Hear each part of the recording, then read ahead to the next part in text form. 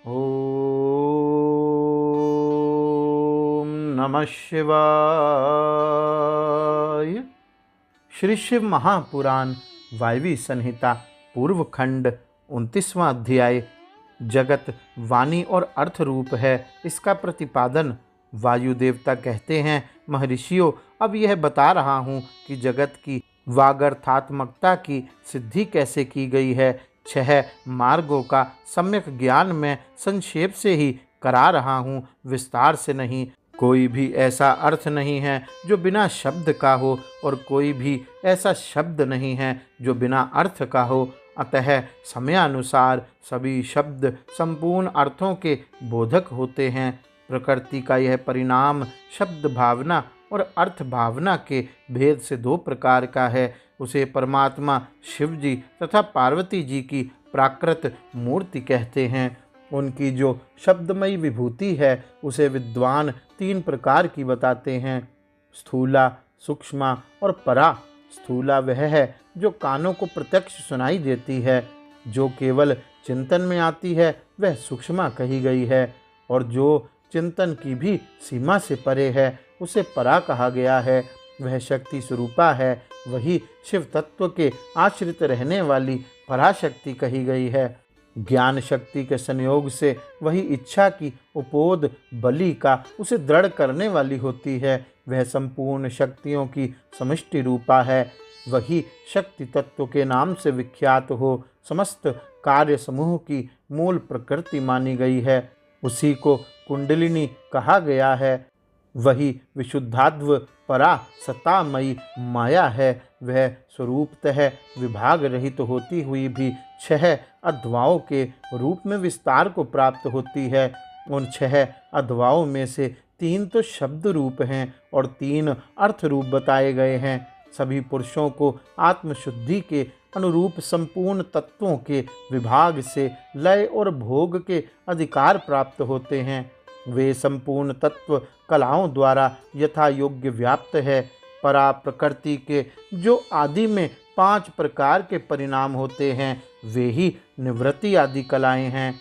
मंत्राध्वा, पदाध्वा और वर्णाध्वा ये 3 अध्वा शब्द से संबंध रखते हैं तथा भुवनाध्वा, तत्वाध्वा और कलाध्वा ये 3 अर्थ से संबंध रखने वाले हैं। इन सब में भी परस्पर व्याप्य व्यापक भाव बताया जाता है। संपूर्ण मंत्र पदों से व्याप्त है क्योंकि वे वाक्य रूप है। संपूर्ण पद भी वर्णों से व्याप्त है क्योंकि विद्वान पुरुष वर्णों के समूह को ही पद कहते हैं। वे वर्ण भी भुवनों से व्याप्त है क्योंकि उन्हीं में उनकी उपलब्धि होती है। भुवन भी तत्वों के समूह द्वारा बाहर भीतर से व्याप्त है क्योंकि उनकी उत्पत्ति ही तत्व से हुई है।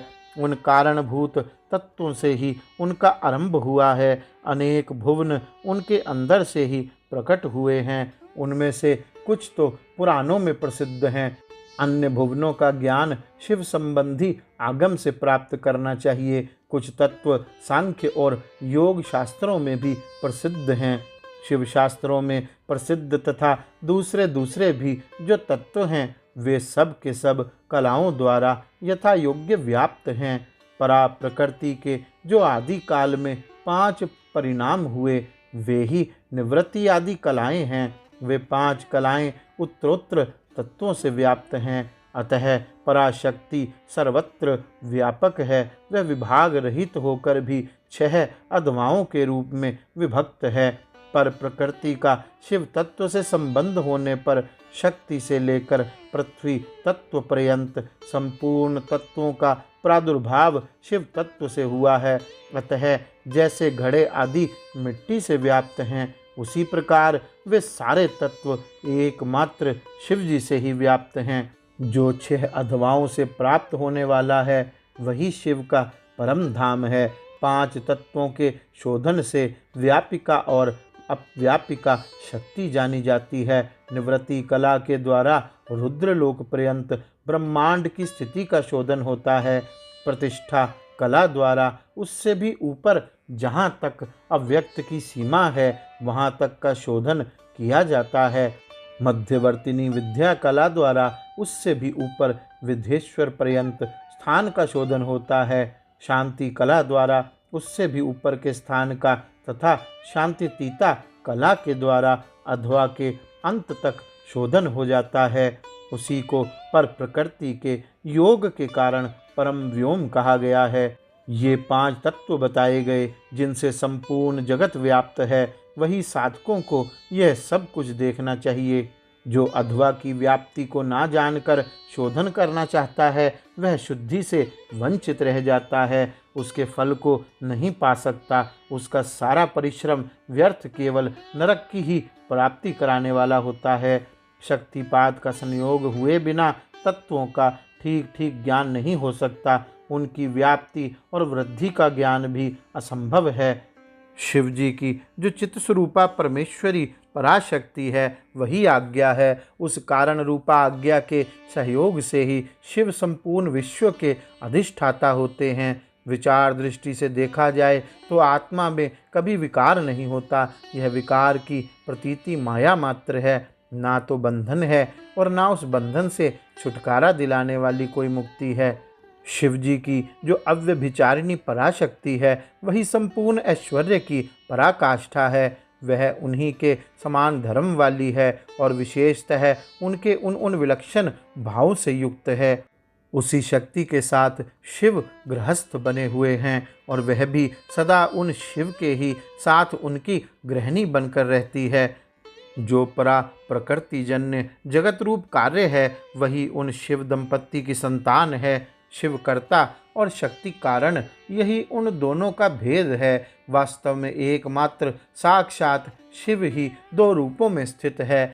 कुछ लोगों का कहना है कि स्त्री और पुरुष रूप में ही उनका भेद है। अन्य लोग कहते हैं कि पराशक्ति शिव में नित्य समवेत है। जैसे प्रभा सूर्य से भिन्न नहीं है, उसी प्रकार चित्त स्वरूपिणी पराशक्ति शिव जी से अभिन्न ही है।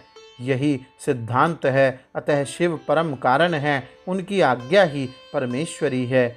उसी कारण से प्रेरित होकर शिव जी की अविनाशी मूल प्रकृति कार्य भेद से महामाया, माया और त्रिगुणात्मिका प्रकृति इन 3 रूपों में स्थित हो 6 अध्वाओं को प्रकट करती है। वह 6 प्रकार का अध्वा वागर्थमय है, वही संपूर्ण जगत के रूप में स्थित है। सभी शास्त्र समूह इसी भाव का विस्तार से प्रतिपादन करते हैं। गौरी शंकर भगवान की जय। ओम नमः शिवाय।